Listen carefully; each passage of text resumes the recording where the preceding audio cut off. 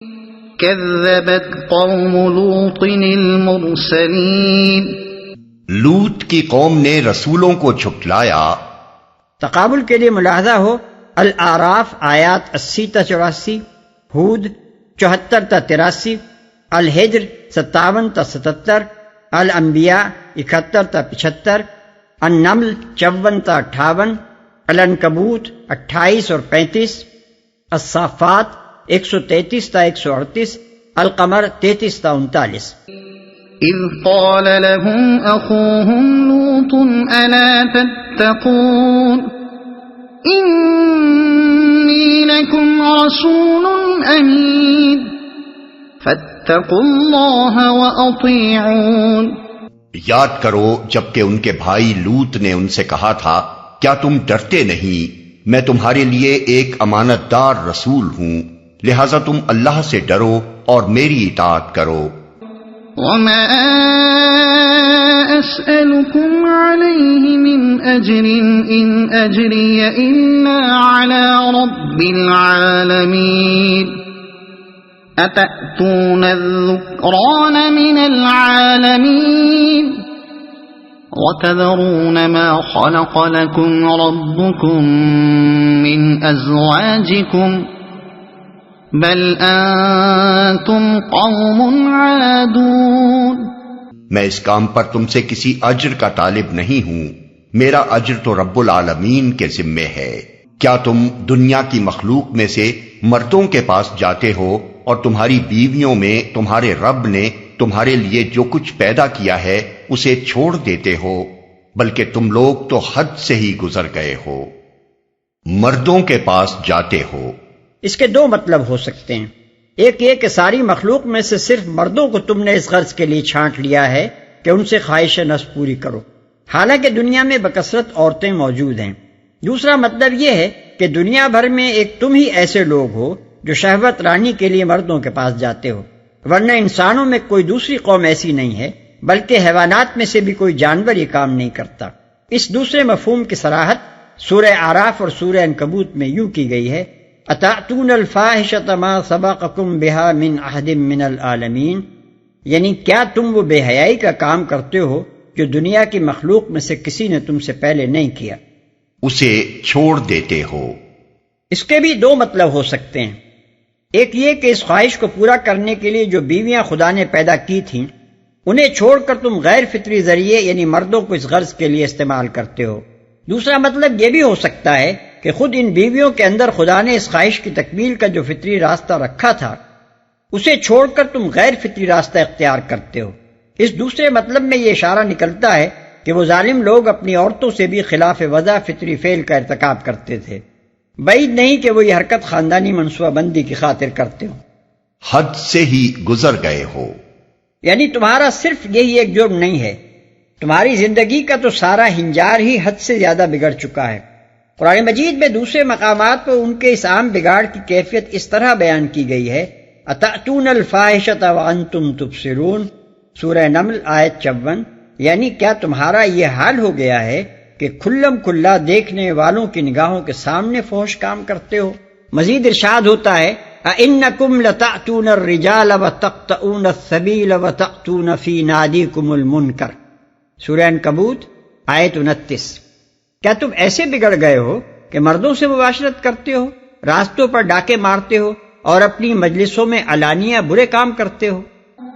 قالوا لئن لم تنته يا لوط لتكونن من المخرجين۔ انہوں نے کہا، اے لوط اگر تو ان باتوں سے باز نہ آیا تو جو لوگ ہماری بستیوں سے نکالے گئے ہیں ان میں تو بھی شامل ہو کر رہے گا۔ یعنی تجھے معلوم ہے کہ اس سے پہلے جس نے بھی ہمارے خلاف زبان کھولی ہے یا ہماری حرکتوں پر احتجاج کیا ہے یا ہماری مرضی کے خلاف کام کیا ہے وہ ہماری بستیوں سے نکالا گیا ہے۔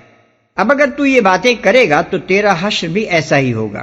سورہ اعراف اور سورہ نمل میں بیان ہوا ہے کہ حضرت لوط علیہ السلام کو یہ نوٹس دینے سے پہلے اس شریر قوم کے لوگ آپس میں یہ طے کر چکے تھے کہ اخرجوا آل لوط من قریتکم انہم اناس یتطہرون، یعنی لوط اور اس کے خاندان والوں اور ساتھیوں کو اپنی بستی سے نکال باہر کرو، یہ لوگ بڑے پاک باز بنتے ہیں، ان صالحین کو باہر کا راستہ دکھاؤ۔ قال إني لعملكم من القالين رب نجني وأهلي مما يعملون۔ اس نے کہا تمہارے کرتوتوں پر جو لوگ کڑ رہے ہیں میں ان میں شامل ہوں، اے پروردگار مجھے اور میرے اہل و عیال کو ان کی بد کرداریوں سے نجات دے۔ اس کا یہ مطلب بھی ہو سکتا ہے کہ ہمیں ان کے اعمال بد کے برے انجام سے بچا، اور یہ مطلب بھی لیا جا سکتا ہے کہ اس بد کردار بستی میں جو اخلاقی گندگیاں پھیلی ہوئی ہیں ان کی چھوت کہیں ہماری آل اولاد کو نہ لگ جائے، اہل ایمان کی اپنی نسلیں کہیں اس بگڑے ہوئے ماحول سے متاثر نہ ہو جائیں۔ اس لیے اے پروردگار ہمیں اس ہر وقت کے عذاب سے نجات دے جو اس ناپاک معاشرے میں زندگی بسر کرنے سے ہم پر گزر رہا ہے۔ فنجيناه وأهله أجمعين إلا عجوزا في الغابرين ثم دمرنا الآخرين وأمطرنا عليهم مطرا فساء مطر المنذرين۔ آخر کار ہم نے اسے اور اس کے سب اہل و عیال کو بچا لیا بجز ایک بڑھیا کے جو پیچھے رہ جانے والوں میں تھی، پھر باقی ماندہ لوگوں کو ہم نے تباہ کر دیا اور ان پر برسائی ایک برسات، بڑی ہی بری بارش تھی جو ان ڈرائے جانے والوں پر نازل ہوئی جو پیچھے رہ جانے والوں میں تھی۔ اس سے مراد حضرت لوط علیہ السلام کی بیوی ہے۔ سورہ تحریم میں حضرت نوح علیہ السلام اور حضرت لوط علیہ السلام کی بیویوں کے متعلق فرمایا گیا ہے کانتا تحت عبدین من عبادنا صالحین فخانتاہما، آیت 10۔ یہ دونوں عورتیں ہمارے دو صالح بندوں کے گھر میں تھیں مگر انہوں نے ان کے ساتھ خیانت کی، یعنی دونوں ایمان سے خالی تھیں، اور اپنے نیک شوہروں کا ساتھ دینے کے بجائے ان دونوں نے اپنی کافر قوم کا ساتھ دیا۔ اسی بنا پر جب اللہ تعالیٰ نے قوم لوط پر عذاب نازل کرنے کا فیصلہ فرمایا اور حضرت لوط علیہ السلام کو حکم دیا کہ اپنے اہل و عیال کو لے کر اس علاقے سے نکل جائیں، تو ساتھ ہی یہ ہدایت بھی فرما دی کہ اپنی بیوی کو ساتھ نہ لے جاؤ۔ فَأَسْرِ بِأَهْلِكَ بِقِطْعٍ مِّنَ اللَّيْلِ وَلَا يَلْتَفِتْ مِنْكُمْ أَحَدٌ إِلَّا امْرَأَتَكَ إِنَّهُ مُصِيبُهَا مَا أَصَابَهُمْ، ہود آیت 81۔ یعنی پس تو کچھ رات رہے اپنے اہل و عیال کو ساتھ لے کر نکل جا، اور تم میں سے کوئی پیچھے پلٹ کر نہ دیکھے مگر اپنی بیوی کو ساتھ نہ لے جا، اس پر وہی کچھ گزرنی ہے جو ان لوگوں پر گزرنی ہے۔ ڈرائے جانے والوں پر نازل ہوئی۔ اس بارش سے مراد پانی کی بارش نہیں بلکہ پتھروں کی بارش ہے۔ قرآن مجید میں دوسرے مقامات پر اس عذاب کی جو تفصیل بیان ہوئی ہے وہ یہ ہے کہ حضرت لوط علیہ السلام جب رات کے پچھلے پہر اپنے بال بچوں کو لے کر نکل گئے تو صبح پو پھٹتے ہی یکایک ایک زور کا دھماکہ ہوا، فَأَخَذَتْهُمُ الصَّيْحَةُ مُشْرِقِينَ، یعنی ایک ہولناک زلزلے نے ان کی بستیوں کو تلپٹ کر کے رکھ دیا۔ جَعَلْنَا عَالِيَهَا سَافِلَهَا، ایک زبردست آتش فشانی انفجار سے ان پر پکی ہوئی مٹی کے پتھر برسائے گئے۔ وَأَمْطَرْنَا عَلَيْهِمْ حِجَارَةً مِّن سِجِّيلٍ مَّنضُودٍ، اور ایک طوفانی ہوا سے بھی ان پر پتھراؤ کیا گیا۔ اِنَّا أَرْسَلْنَا عَلَيْهِمْ حَاصِبًا، بائبل کے بیانات قدیم یونانی اور لاطینی تحریروں، جدید زمانے کی طبقات الارضی تحقیقات اور آثار قدیمہ کے مشاہدات سے اس عذاب کی تفصیلات پر جو روشنی پڑتی ہے اس کا خلاصہ ہم یہاں بیان کرتے ہیں۔ بحر مردار یعنی ڈیڈ سی کے جنوب اور مشرق میں جو علاقہ آج انتہائی ویران اور سنسان حالت میں پڑا ہوا ہے، اس میں بکثرت پرانی بستیوں کے کھنڈروں کی موجودگی پتہ دیتی ہے کہ یہ کسی زمانے میں نہایت آباد علاقہ رہا تھا۔ آج وہاں سینکڑوں برباد شدہ قریوں کے آثار ملتے ہیں، حالانکہ اب یہ علاقہ اتنا شاداب نہیں ہے کہ اتنی آبادی کا بوجھ سہار سکے۔ آثار قدیمہ کے ماہرین کا اندازہ ہے کہ اس علاقے کی آبادی و خوشحالی کا دور 2300 قبل مسیح سے 1900 قبل مسیح تک رہا ہے، اور حضرت ابراہیم علیہ السلام کے متعلق مورخین کا اندازہ یہ ہے کہ وہ 2000 برس قبل مسیح کے لگ بھگ زمانے میں گزرے ہیں۔ اس لحاظ سے آثار کی شہادت اس بات کی تائید کرتی ہے کہ یہ علاقہ حضرت ابراہیم علیہ السلام اور ان کے بھتیجے حضرت لوط علیہ السلام کے عہد ہی میں برباد ہوا ہے۔ اس علاقے کا سب سے زیادہ آباد اور سرسبز و شاداب حصہ وہ تھا جسے بائبل میں سدیم کی وادی کہا گیا ہے، جس کے متعلق بائبل کا بیان ہے کہ وہ اس سے پیشتر کے خداوند نے سدوم اور عمورہ کو تباہ کیا۔ خداوند کے باغ یعنی عدن اور مصر کے مانند خوب سیراب تھی۔ پیدائش باب 13 آیت 10۔ موجودہ زمانے کے محققین کی عام رائے یہ ہے کہ وہ وادی اب بحیرہ مردار کے اندر غرق ہے، اور یہ رائے مختلف آثار کی شہادتوں سے قائم کی گئی ہے۔ قدیم زمانے میں بحیرہ مردار جنوب کی طرف اتنا وسیع نہ تھا جتنا اب ہے۔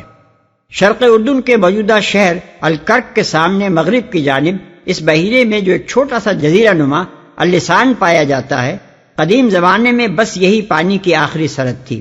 اس کے نیچے کا حصہ جہاں پانی پھیل گیا ہے پہلے ایک سرسبز وادی کی شکل میں آباد تھا، اور یہی وہ وادی سدیم تھی جس میں قوم لوط کے بڑے بڑے شہر سدوم، عمورہ، ادما، زبوئم اور زغر واقع تھے۔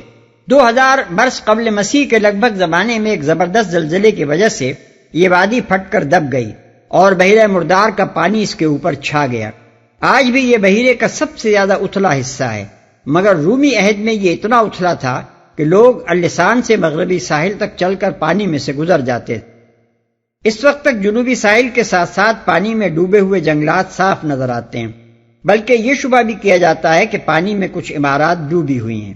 بائبل اور قدیم یونانی و لاطینی تحریروں سے معلوم ہوتا ہے کہ اس علاقے میں جگہ جگہ نفت یعنی پیٹرول اور اسفالٹ کے گڑھے تھے، اور بعض جگہ زمین سے آتش گیر گیس بھی نکلتی تھی۔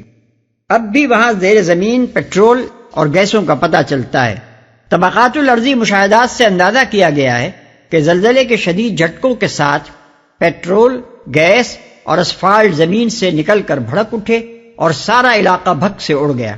بائبل کا بیان ہے کہ اس تباہی کی اطلاع پا کر حضرت ابراہیم علیہ السلام جب حبرون سے اس وادی کا حال دیکھنے آئے تو زمین سے دھواں اس طرح اٹھ رہا تھا جیسے بھٹی کا دھواں ہوتا ہے۔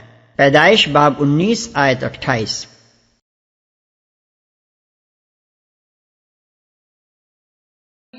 إن في ذلك لآية وما كان أكثرهم مؤمنين وإن ربك لهو العزيز الرحيم۔